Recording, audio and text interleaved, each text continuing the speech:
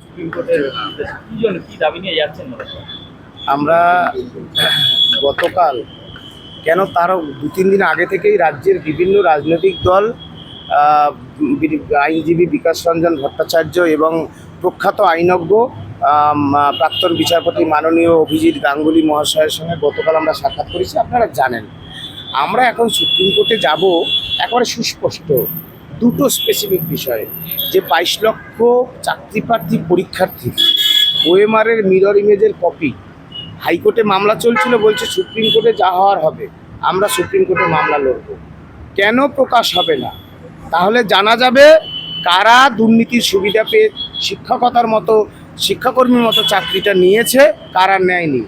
আমরা যাচ্ছি আজকে সুপ্রিম কোর্টে দিল্লির উদ্দেশ্যে এই কারণে যে সুপ্রিম কোর্ট নির্দেশ দিয়েছে যারা ইতিমধ্যেই অযোগ্য বলে র্যাঙ্ক জাম বা এক্সেট্রা অযোগ্য বলে চিহ্নিত হয়েছে তাদেরকে রাজ্য সরকার এখনও টার্মিনেট করেনি।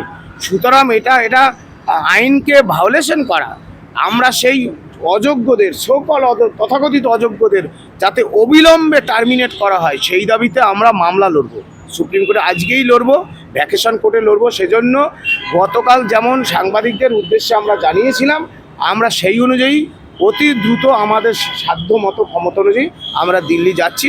আমরা আমাদের সর্বোচ্চ আত্মত্যাগের বা চেষ্টার মধ্য দিয়ে আমরা এই কাজটা করার চেষ্টা করছি। আপনারা তো বারবার শিক্ষামন্ত্রীকে মেল করছেন এবং তাদের তরফ থেকেও কোনো রকম রিপ্লাই পাচ্ছেন, যেমন বারবার বলছিলেন, সেক্ষেত্রে আপনারা দিল্লিতে কারোর সাথে দেখা করবেন এরকম কোনো কিছু রয়েছে আপনাদের?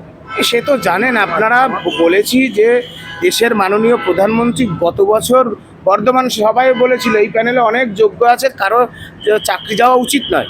তাহলে আমরা দিল্লি যখন যাচ্ছি, আমরা দিল্লির বিভিন্ন যারা সাংসদ আছেন, মাননীয় প্রধানমন্ত্রী আছেন, রাষ্ট্রপতি আছেন, মহামহিম রাষ্ট্রপতি, মাননীয় প্রধানমন্ত্রী, আমরা চেষ্টা করব বাংলার যোগ্য শিক্ষকদের যন্ত্রণার কথা, দুঃখের কথা তাদের সামনে আরও অনেকের সামনে তুলে ধরার চেষ্টা করব। আমরা যখন যাচ্ছি দেখবেন আমাদের সময়টা আমরা সঠিকভাবে কাজে লাগাবো। আমরা চেষ্টা করছি সব অংশের মানুষের কাছে পৌঁছানোর বাংলায় কি চলছে। কজনের টিম যাচ্ছে না? আমরা 2 জন যাচ্ছি। আমরা তো দিল্লিতে কখনো এই আইনের ব্যাপারে সুপ্রিম কোর্টে যাইনি।